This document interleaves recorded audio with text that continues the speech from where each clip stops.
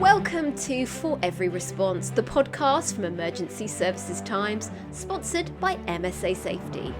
In this series, we bring you sessions from the Emergency Services Show and the Emergency Tech Show 2025. West Midlands Police is giving its new recruits virtual reality headsets to experience incidents from the victim's point of view. In this episode, with community interest company Calico, hear how they have been working with recent recruits to help them as they start their career in policing.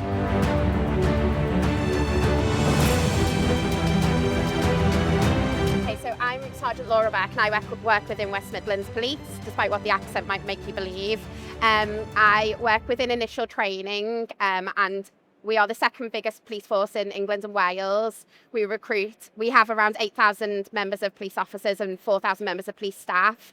And every 2 weeks, every fortnight, we recruit 24 new officers into the force, running them through a 22-week programme whilst offering 8 different entry routes into the force, ranging from our apprenticeship entry route into the brand new police constable entry programme that we were the first force to implement 18 months ago.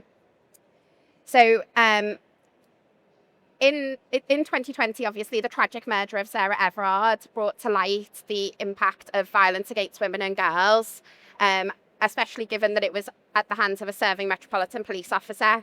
And that prompted violence against women and girls to be deemed as a national threat, which means that it's policed in the same way as counter-terrorism and serious and organised crime. Behind me are some statistics relating to violence against women and girls, and it was found the World Health Organization have stated that globally 1 in 3 women have been the victim of violence at the hands of their intimate partner or sexual violence at the hands of another male, and obviously then more locally on the Office of National Statistics has stated that 82% of women are scared to walk in public spaces, with 37 of them actively avoiding quiet public spaces, which is quite a scary statistic. So as a result of the move to treating violence against women and girls as a national threat, West Midlands Police, along with the other 42 forces in England and Wales, came up with their strategic plan about how they were going to deal with this. And as part of that, we, along with many other forces, adopted the 4P plan, which looks to prepare our workforce to deal with violence against women and girls. It looks to prevent violence against women and girls through providing adequate training and making sure that we are looking at those tasked areas that we need to be looking at, to protect women both in their homes and out in public spaces, and to pursue offenders, be that criminally or through civil interventions. So this is a 3-year strategy, and it will work over that period of time. And whilst we're looking to prepare, and as you can see, I think from the diagram above me, preparation is key to making sure that all of those other areas are being looked at. So the preparation, the ability of our staff to be able to pursue offenders adequately, the ability to signpost women who have been the victims of violent crime at the hands of men, and signpost them into appropriate organisations and charities that exist. That's really important. So during our 22-week course in West Midlands Police, we give 3 weeks of training to our new recruits, which is aimed around vulnerability. So that looks at everything around domestic violence, as well as child abuse, as well as sort of sexual offences and things as well. And in that, we really do work hard to equip our new recruits with the knowledge and the skills around the legislation, as well as also making sure that they know how to correctly signpost people. And also we look at that victim blaming language that is quite prominent within the older generations of police officers that we see on a daily basis. So we try to challenge those beliefs and that language that is used. And obviously during our 3 weeks of training, we also gain some support from Calico, and I'm going to introduce Daz now to explain to you about the innovative training resources that we use. Cool. Thank you, Laura. So I'm Daz Scott. I am one of the co-founders of Calico, and we're a social enterprise based in Birmingham, and we're all about using different forms of creativity to combat gender-based violence. So Calico was founded by myself and my colleague Martha. We met while studying at the University of Birmingham. We both studied drama, so our background is in storytelling, empathy building, capturing experiences. And in our final year of university is when the murder of Sarah Everard happened. And obviously, as Laura said, that had a huge impact on policing and people's perceptions towards the police. And it also had a huge impact on young women and our trust and confidence in the police. And so in direct response to that event, we created our first short film, which was called Curfew. And we asked lots of our friends at uni the question, what would you do if men had a curfew at 6 p.m? We recorded their answers and we brought them to life in public spaces around Birmingham. Now, obviously, we don't think there should be a curfew for men. That would be crazy. But what we do think is that when we talk about violence against women and girls, we often place responsibility on women to change their behaviour. And we're interested in how we can shift those narratives and place that responsibility back on perpetrators and on systems that we can put in place to keep women safe. So when we graduated from university, we continued researching, collaborating with communities, and we officially founded Calico in April of 2022. So we've been working on this ever since. And the central problem that we want to address as an organisation is that 1 in blank women feel unsafe walking alone after dark in a busy public space. On your fingers, can you guess what you think that missing number is? 1 in, so I've got a 3, 4, 2, 10. Okay, so a mix. So that is 1 in 2 women feel unsafe walking alone in a busy public space. So obviously that's a huge portion of our population, and that's a space that maybe a lot of people would think feels a bit safer, a busy space. So we've done a lot of research into why that might be, especially locally. And the 3 driving problems behind that we've uncovered are obviously firstly increasing violence against women. If there's more violence against women feel less safe. But then also victim blaming narratives, which place responsibility on women for what has happened to them, and that distrust in police and security, which is why we're so excited to be working in partnership with West Midlands Police, who are also really passionate about combating these core problems. So our solution is centered around co-creation. We spend the majority of our time talking to affected community groups. We have lived experience, our facilitators have lived experience, and we talk with community groups about their experiences, and we transport those experiences into spaces like police training rooms through our training, but also into public campaigns. So we deliver campaigns in public spaces, whether that's through video, still through theatre, which is obviously our background, all about engaging the general public in this conversation too, and how we can bring organisations together holistically to tackle a problem that is obviously society-wide.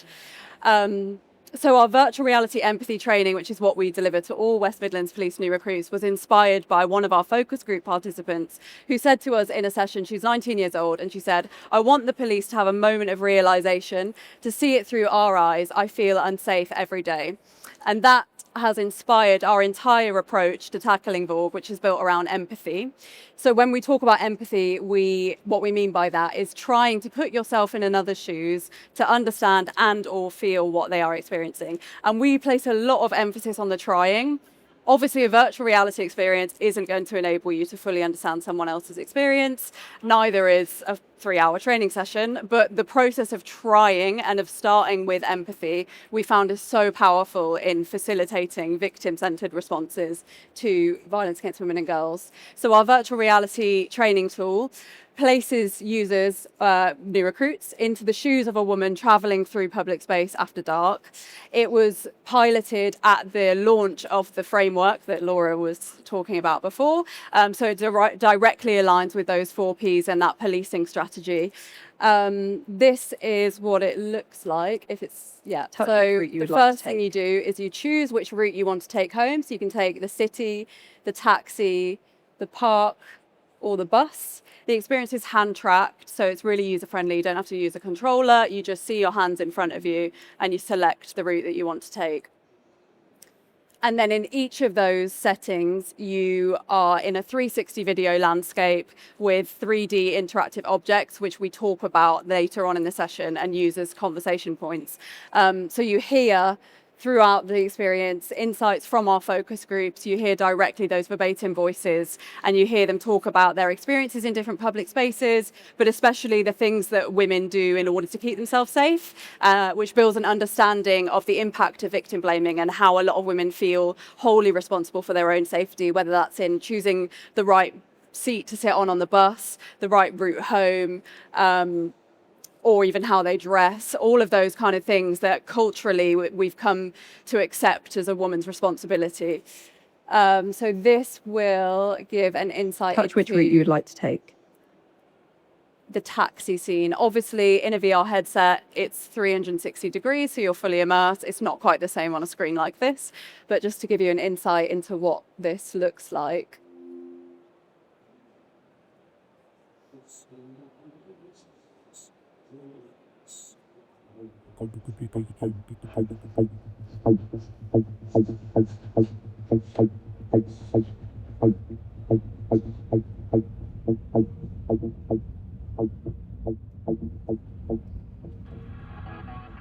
I mainly get like taxis on my own at night, and especially when I'm coming home, I always have to be on the phone when I'm like in taxis on my own, because I always create scenarios in my head like what's going to happen. And I watch this. Do you know what I mean? Because the experiences that a number of the girls had had with taxi drivers was really uncomfortable, and my daughter called me the once and said, "Mum, I'm the last one in the taxi." She was texting her.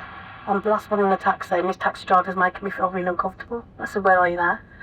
And so I said, "Right, just make sure you keep texting me. Tell me where you are. I'll tell you where I'm already." Sort of the two things. Whenever I get into a taxi, because you can share like your location, immediately I will call my mom and say, "Right, I've sent you my location," and I'll send it to my sister.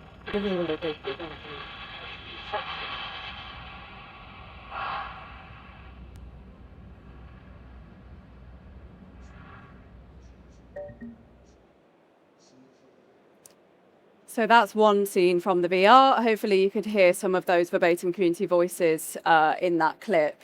And essentially we use the VR as a foundation for empathy building, to build that empathetic understanding of the responsibility that women feel to keep themselves safe, to then go into thinking about how we can tackle violence against women and girls with that victim-centered empathetic lens. So this quote from a 60-year-old woman who was in one of our focus groups, I think sums up where the VR sits in our training session. And she said, "The emphasis is always on the female, isn't it? To make sure that she keeps herself safe. We're very good in this country at victim blaming." And just to be clear, when I'm talking about victim blaming, I'm talking about any time where saying or implying that any violence against women and girls incident is a result of something the victim did or said, instead of placing responsibility where it belongs on the person who harmed them. And victim blaming comes from everywhere. It's in social media, it's in the press, sometimes it comes from our parents, our friends, it's all around us. So it is a whole cultural attitude. And we are talking about switching from this lens into a victim-centered approach. So in our session, we use the VR, which is around 10 to 15 minutes long, and then we go into, the whole session is 3 hours long, and we go into thinking about victim-centered approaches that place the rights and dignity of victims, including their well-being and safety, at the forefront of efforts to prevent and respond to VORG. So when we first introduced this training and we started our partnership with West Midlands Police, we conducted a pilot where we ran a few sessions to see how new recruits responded and look at the impact of the training. And we found that the training increased knowledge and understanding, so it gave new recruits the ability to recognise the risks of VORG from the perspective of affected communities, so they had that empathetic understanding and they were seeing the world through that lens. It caused a shift in attitudes and behaviours, so new recruits were able to acknowledge the breadth and the depth of VORG-associated fear and the need to build trust and confidence in policing and create opportunities for women and girls to disclose information, knowing that violence against women and girls is such a hugely underreported area.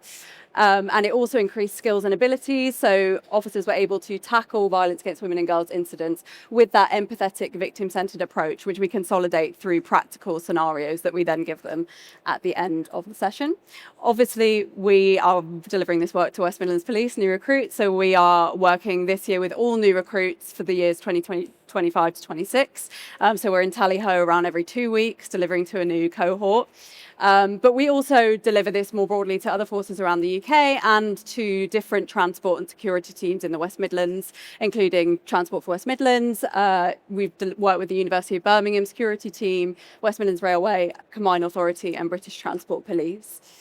I know we've got some people here who have experienced the training, so they will give some of their insights, but this is just a snapshot from some of our evaluation we've continued to do since starting our contract. So we always ask for 3 words to sum up the training session. Obviously, it's a word cloud, so the bigger the word, the more it comes up. And we love to see words like important, encouraging, shocking, because obviously we're talking about something that is really important, but also fun and productive, because we are really focused on future thinking and how we can create solutions and move forward, knowing the landscape that we're in. This episode of the Emergency Services Times podcast is sponsored by MSA Safety, proudly supporting emergency services and first responders on the front line. At MSA Safety, protecting first responders isn't just what we do, it's who we are. We work closely with fire and rescue services across the UK to develop and deliver safety solutions designed to meet your ever-evolving needs. That includes MSA Bristol Firefighter PPE, trusted by services across the UK and beyond, shaped through years of collaboration with frontline teams. It also includes our growing investment in innovation and technology, from the connected M1 SCBA modular solution to our agile, fully managed service model that helps keep crews protected and ready to respond. But for us, safety goes beyond equipment. We believe in standing shoulder to shoulder with the people who dedicate their lives to protecting others, whether it's supporting firefighter charities, backing mental health initiatives, or showing up for community events. MSA is proud to be part of the emergency services family. To learn more about our work in the UK and how we're supporting first responders every step of the way, visit www.msasafety.com. With MSA Safety, when you go in, we go in with you. Cool. I'm going to hand over now to you guys, if you want to talk a bit about your experience on the training and how it's helped you. Yeah. So I am currently a student officer at Calico. Like we said, the police constable entry program, 22 weeks. I'm currently in about 18 weeks in. And Calico did come in, obviously with their VR headsets and all of that. And one thing that really stuck out with my cohort, which is what I can talk about because that's what we experienced, it was something very new. Obviously, usually we'd be going out, we'd have fun, PowerPoints, all that. But this was like something everyone was engaging in a lot more than usual. Obviously, as men, we don't experience it the same way as women do. But really putting in one of the scenes, I'm sure you saw, was the bus scene. That was something that hit me the most. It's not common when you sit on a bus, the whole bus would be empty, and obviously some guy or some woman would come in and they'll sit somewhere on the bus. In the headset, of course, to put us more in the perspective of what a woman would feel like, there will be a really intimidating looking guy that will sit right next to us. The whole bus is empty. And we kind of have we would hear conversations in our, from the headsets about what we'd have with our parents, telling us how we shouldn't sit upstairs on the back of the bus, sit closest to the bus driver. So if anything happens, you're the easiest to get out, right? And this was quite hard because as men, we never really think about that stuff. We'll sit freely, we'll go upstairs, we'll go to the back, go with our friends, whoever. And it really did, I've never experienced that, but in the headset when I did, even I felt myself shuffling to the left a little bit, trying to get away from the guy. Just for me to end up realizing, this isn't even real, what am I worried about? And of course, if I was a little bit worried just from a headset, then imagine what a woman would go through in real life. So that kind of did really put in our heads quite a lot, not just me, but pretty much everyone that I was working with that also felt the same way. Another thing, it kind of showed me how important it is to have female officers in the force, because like I said, men can't understand the same way as women can. I've had that little bit of fear just from a headset, so in real life it is much worse.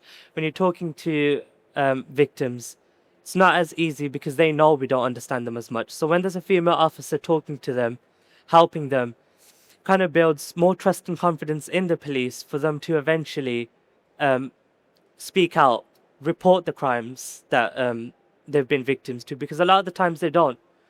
like victim blaming is a really massive thing, and just won't report it because they'll think that either I'll end up being blamed or nothing will happen. But when a female officer who understands, they'll know that they'll push for it and they'll help to get whatever the matter is resolved, no matter how small or big. Anything else? Yeah, go on. Carry on. No, I just wanted to say that it also gives like young adults an opportunity who go through this training. Eventually, they get that education early on. Like we always say, what can we do to prevent crimes? Educate, educate, educate.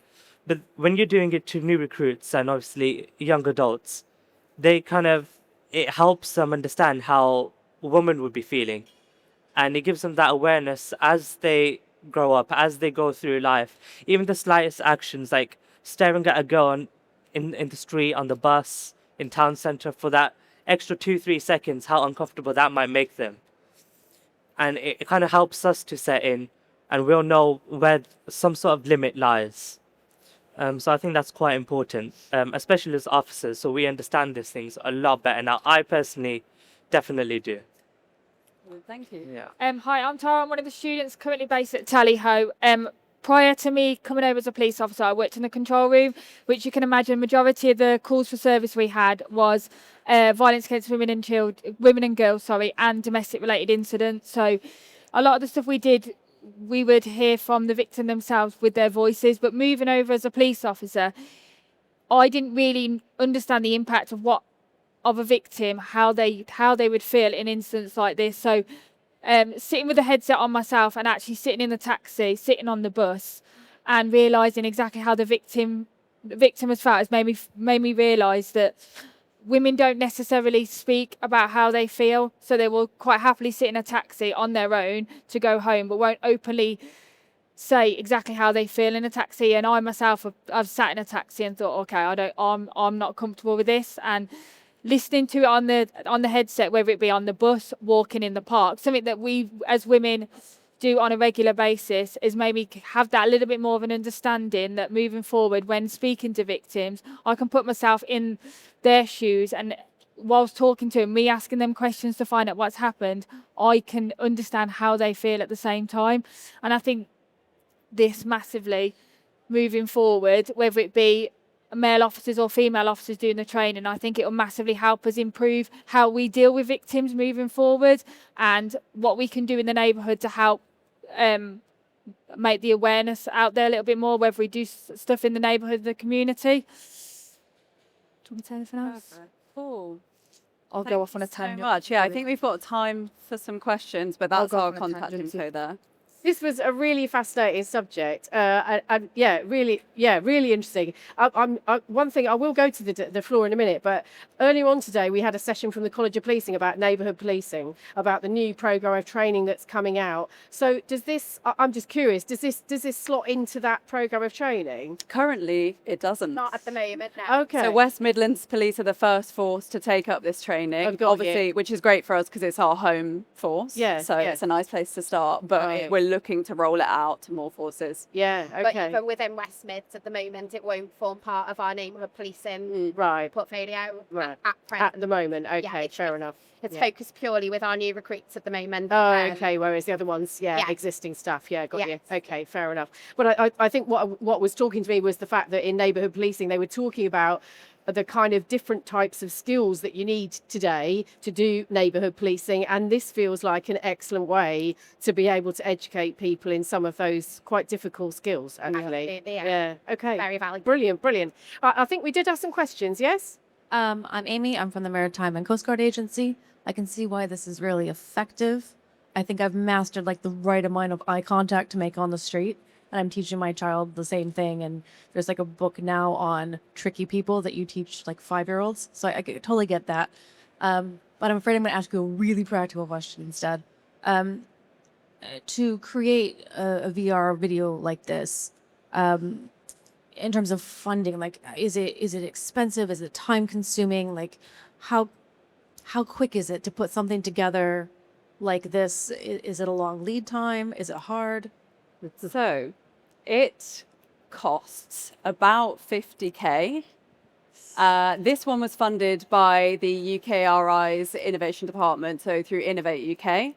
And it took about, with including all the focus groups and the research, it took about 6 months to make it. I think it could take less time. It's that research phase and really how much you want to do in that influences how long it takes to make. But yeah, it is expensive and it does take time.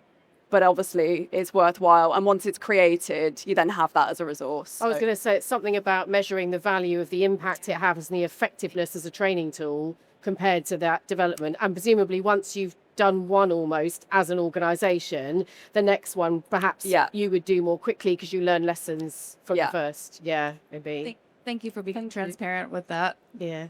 Okay. It's a really innovative way of training, and it's obviously having a huge impact on the new recruits. Just coming back to what was said earlier on about at the moment it doesn't form part of your NPT training, but then also listening to what your colleague said, who's former control room staff, that there's obviously applications that can be used for other different departments within policing. So I wondered if West Mids were considering potentially rolling out to control room staff or NPT staff. And then, so that's my first question. Then the other thing is, bearing in mind the funding element and how much it costs, and I wondered if you had any plans, whether your strategy was to sort of try and roll this out a bit more widely across the UK, or whether you thought there was scope to drill down even further and produce more work around violence against women and girls, and drill into, like, for example, the intersectional issues around victim blaming, and whether that you had any plans to sort of build on this. That's all. Mm-hmm. Yeah, so I'll answer the first part of that question around would West Mids like to roll it out to other departments, and absolutely we would love to. It's just about being able to do that. As I'm sure everybody here knows who works within emergency services, that demand versus resources is a constant battle that we have. And obviously also demanding so much from Calico. You know, we have Daz and Martha come in every fortnight as it is, with 24 new recruits. That's quite demanding on you guys as well when you're trying to roll it out to other organisations. And really, we want them to have the opportunity to go and share the love. We would love every single person in West Mids to be trained in this, or to go through this experience. But the reality of that is going to be very difficult. But 100%, it's definitely something we're taking back to our senior leaders and trying to seek the support to roll it out a little bit further. And we are doing some continued evaluation as well with the new recruits. So over this year, we're looking at longer term impact and how we can track this impact going forward. So I think that will help, like you're saying, with all of that. In terms of your other question, yes, we are obviously rolling this out to other forces, but we're also building new tools. So we've just had some more funding from Innovate UK to make a new VR tool. This one's centered around nighttime economy. So working with security personnel, also bar staff, to understand how violence against women and girls happens in those spaces. And again, that perception towards security personnel, how they can build some trust and increased reporting and better understand how this impacts that space too. So we're creating new things whilst rolling it out in other areas. They're busy girls. Yeah. They're very busy girls. Thank you very much. That's good. Are there any other questions from the floor at all? No. Well, thank you for being with us at the end of this day. Thank you for being with us as well. Thank you for having us. That's absolutely fine. Really pleased to see it. Thanks for you guys giving your experiences as well. Really good. Could I just ask you to thank our speakers and say well done. End of the day. Thank you so much. Thanks for listening. Remember that by taking time to learn from our speakers, you can earn CPD points from our partner CPDme. So do check out the link in the show notes. Our thanks to MSA Safety for their continued support for our podcast, and to Smart Digital for producing this series. If you enjoyed this episode, be sure to subscribe to For Every Response, the podcast from Emergency Services Times.